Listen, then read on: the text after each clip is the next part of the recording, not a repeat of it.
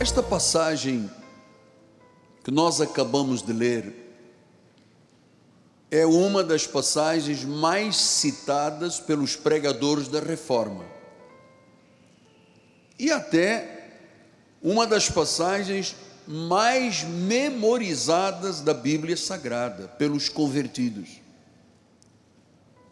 Ela se junta no complemento do que já vimos acima, em Efésios 2, 8, 9, ele repete, diz: pela graça sois salvos, mediante a fé, isto não vem de vós, é um dom de Deus, porque não de obras, para que ninguém se glorie. Então, pela graça sois salvos, pela graça sois salvos. Esta é a passagem mais memorizada da Bíblia Sagrada. Agora, as leituras que fizemos destes versículos têm que estar dentro de um contexto anterior e posterior aos versículos que nós lemos. E eu vou lhe dizer uma coisa: o contexto desse estudo não é muito conhecido, a despeito desta frase, pela graça sois salvos, ser muito conhecida.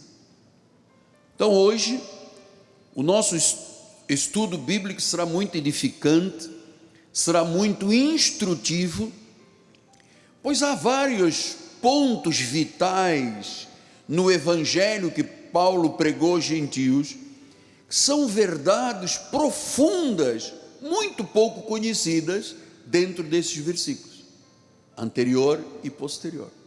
Por exemplo, a depravação total do homem. Muitos não sabem o que significa isto, quando, por exemplo, Paulo diz, estando nós mortos em pecados, ele diz, portanto, uma depravação total do homem.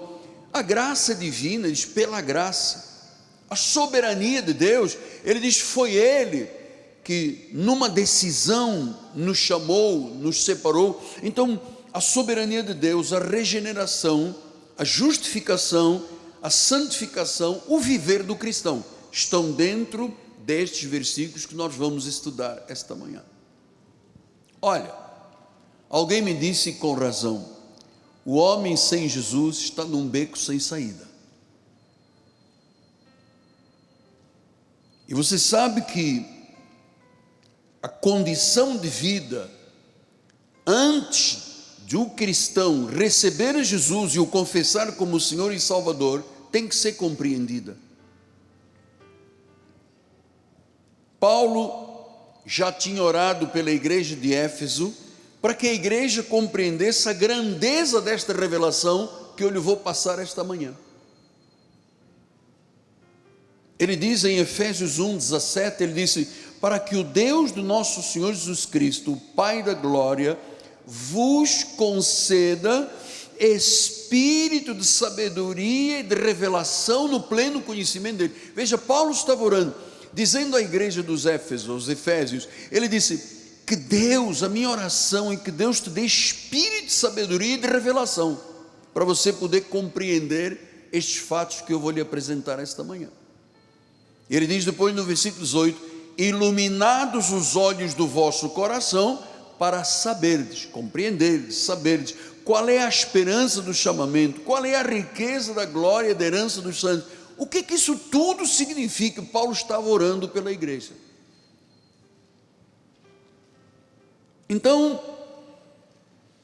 entender que o poder que levantou Cristo dos mortos é o mesmo poder que nós temos, veja adiante, versículo número 19, qual a suprema grandeza do seu poder para os que cremos segundo a eficácia da força do seu poder, o qual exerceu ele em Cristo, ressuscitando entre os mortos, fazendo sentar à direita nos lugares celestiais, acima de todo o principado, potestado, poder, domínio, de todo homem, de todo nome que se possa referir, não só no presente século, mas também no vindouro, e pôs todas as coisas debaixo dos pés, para ser o cabeça sobre todas as coisas, e deu esse poder à igreja, a qual é o seu corpo, a igreja, é a plenitude daquele que tudo enche em todas as coisas.